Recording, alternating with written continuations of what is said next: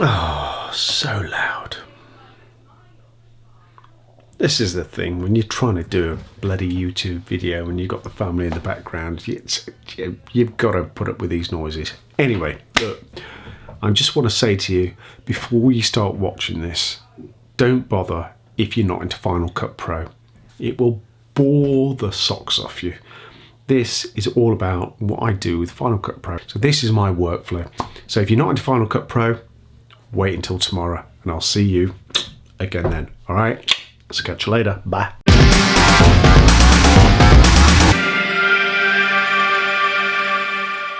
Oh, what a day today. It's Sunday. Really, really late start. Getting going. But it's great, man. It's just what the doctor ordered. Just been milling about, really. Watched the news this morning and the latest thing about the South African variant, and oh god, all that, here we go again. And then late breakfast before then taking the dogs out for a wander, and just I'm trying to catch up. On some of the edits. The way I'm trying to work it is that I'm still trying to do this daily release, and that's quite a challenge because there's a lot going on. It means that there's you've always got something editing, and you've always got maybe a day, perhaps 2 days behind. So I release a video every day on YouTube at the moment, and those videos are scheduled 3 days in advance.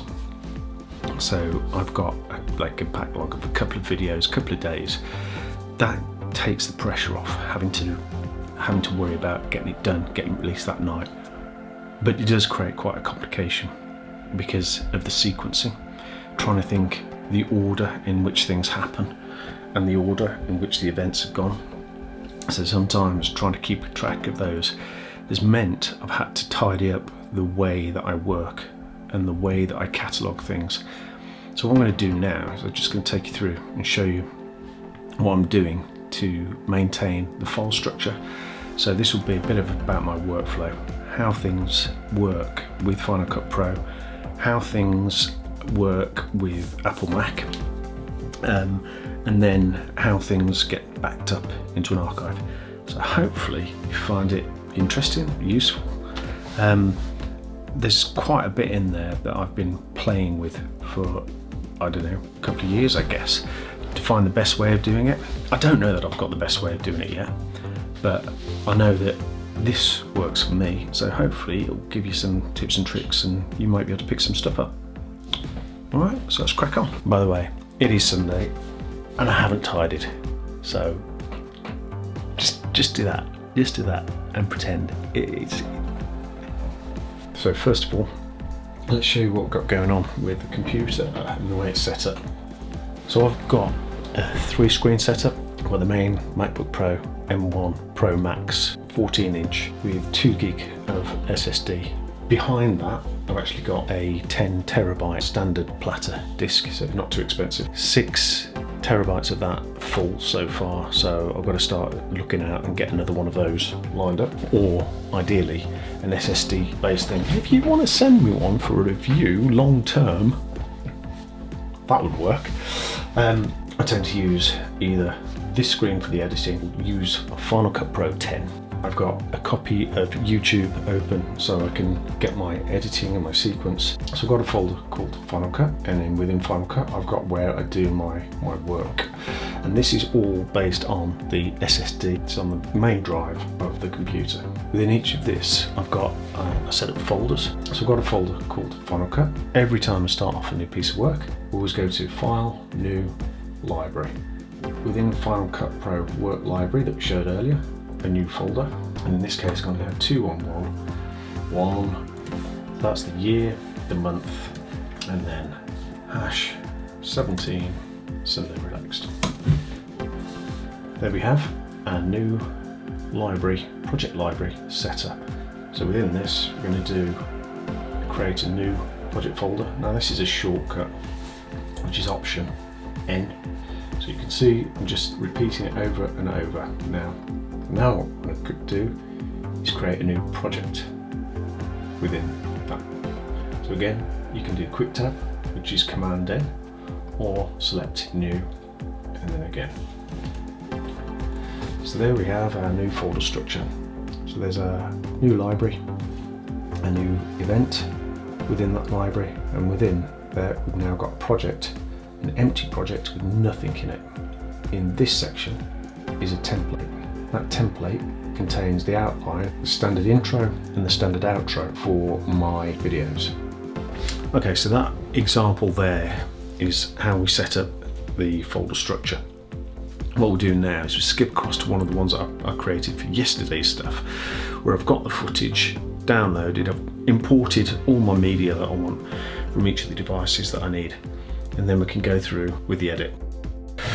Alright, there we go then. So let's get the screen recording going. Command Shift 5, then I can start the recording on the screen and show you what's going on. So as before, we've got the empty project. There's nothing going on at the moment. I've copied, now I'm going to paste. There we go. So it's come up with, as before, previous 24p. And okay, so there's our outline shell ready to start loading in. I'm going to set the magnetic playhead at the start point, and then we can get into get the first piece of media. Here's all the media that I've got imported. So I want to pick up first of all a bit of an intro. So now I'll take you through the commands that you can get editing as quickly as possible. So the first is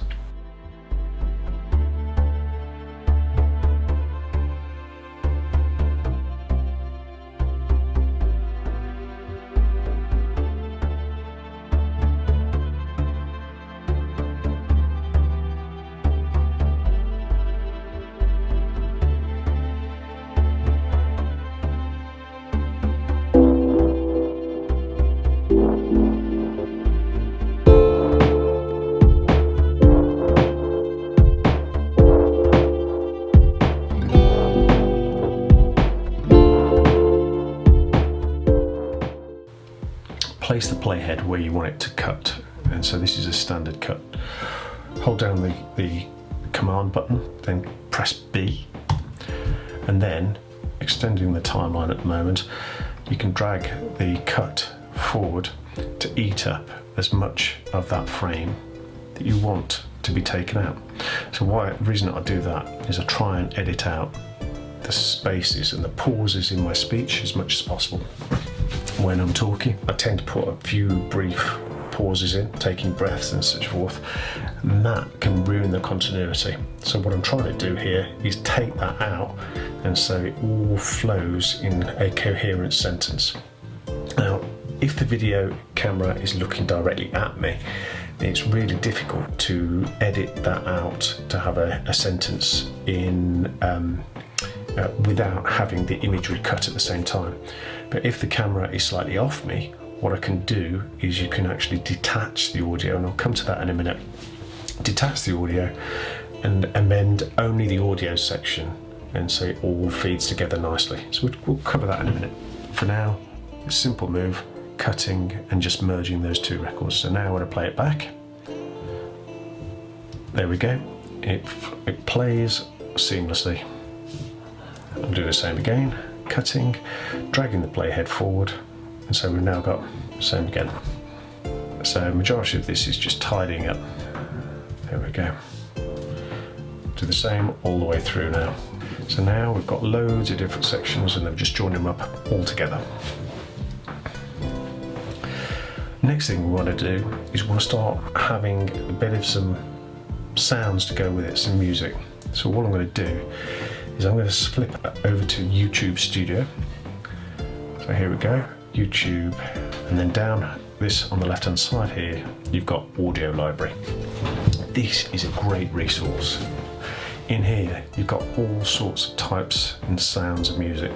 So depending on what you want to do, you can select by mood, by genre, artist, duration, all sorts of things to be able to pick the sort of thing that you want to have to go alongside your video. So in this case, I think I'm actually going to look for bright mood music. And then this is the time consuming part, going through now and selecting what fits. You have to listen to the tunes and then imagine how the video will go together. And once you're happy with it, this isn't bad actually for a first time. Well, that is jolly lucky. I think I'm going to take that. So, scoot across to the download. There we go, it's downloaded. And then we've got it in our downloads folder, which is just off screen. So I'm just going to go and select that. Let me play ahead to where I want it to come in. I'm going to select that music out of the download folder and then literally drag it up on the screen and place it where it's going to start. So now, and that's it. So now, look to actually cut the sections of the video and the cuts and try and move things around to maybe align with the beats. And by looking at the visual representation of the music, you can see little peaks and troughs, and that will allow you then to be able to pick where the beats are. So that is the start of a beat. So ideally what we want to try and do is move things around to cut on that beat. Okay. The other thing we need to be mindful of is to make sure that everything is balanced and clear. Is this setting the right audio levels? So what I'm going to do on the music track is I'm going to grab hold of the middle line, which is the volume control for that particular track that's in there. Just grab hold of that and move it down. Now what you can do, if you hold and drag, you have big jumps and it will move things in quite a large way. So by just clicking it and dragging it, you can go quickly up and down the scales. However, if you want to get a very precise amount of volume control, what you can do is if you hold down on the command button, you press and hold command and then drag, and what that will do is it will go through very small increments of only allowing you, quite a big movement. It will only move a small amount of volume control. So that will get you to the very fine movements. And if you need to go finer still, then what you can do is way up on the right hand side is select, make sure your track's selected, select the speaker icon. And once you've got that speaker icon selected, you can again adjust the sound control individually, and that can go through points of decibels rather than whole decibel increments. When you are amending this control, you don't have that fine adjust. Command doesn't work in this area. What you can do though is you can go straight onto the amount of decibels, click on it, and then enter in the amount that you actually want. In this case, I think we're going to go for minus 17 decibels, and then play back and see how that sounds. There we go, it's fed right into the background now. It's really quite subtle, but you can still hear the track and has a bit of a flow to go with the video. Sorted. So I'm going to crack on and edit through the next sections. Back to you in a minute once I've got some more interesting stuff going on. All right. So this piece here, what I want to do is I want to select the audio and move it across onto this section of video. So I've got the section cut where I want it to be, for the video anyway, to tidy it up. I want to do right click, detach the audio. So there we go. I'm going to scoot that down a bit in size because I don't need all of that extra sound around the outside. And now I'm going to drag that and put it in with this section. What I'm going to do now is take that, delete it, and what we should have is this sound playing when this video plays. Right, so there we go. So it's left all the leaves for us here. There we go.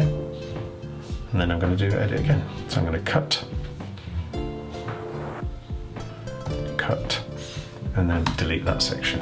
So now it plays like this. It's left all the leaves for us here.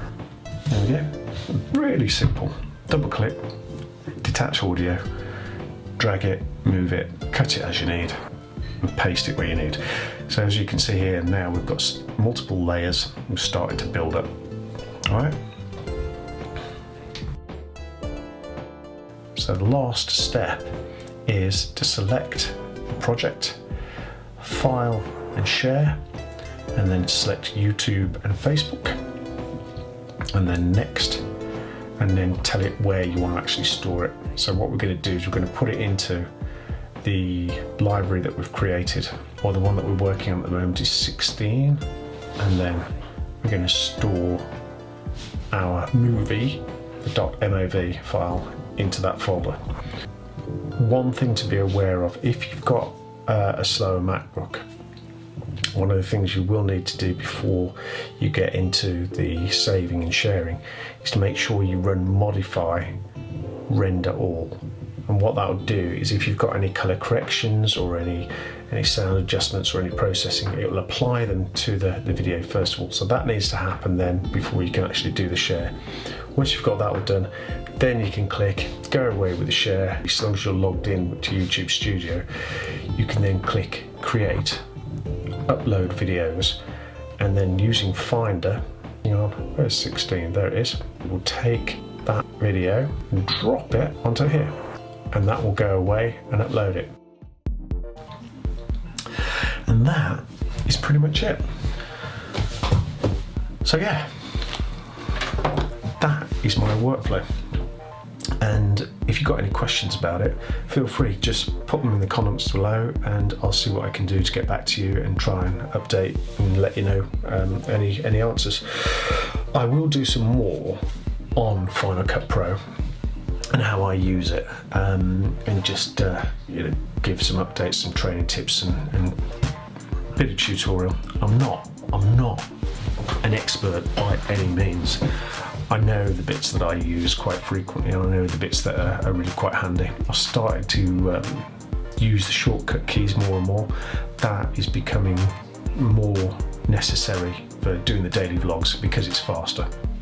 There's a lot of stuff that I've got to get through, a lot of editing that has to be done, and to be able to do that, you've got to get faster. Unfortunately, by doing it daily, I'm finding out the bits that work really well and the bits that don't work so well, and also just better ways of editing. So that is it for now. I'll say thank you very much for watching, and do have a look at that subscribe button, click on that, click on the bell notification, and then when I do release more videos, then you will get to find out first. Alright, thank you very much for watching. I'm Rich, and this is It's Adventure.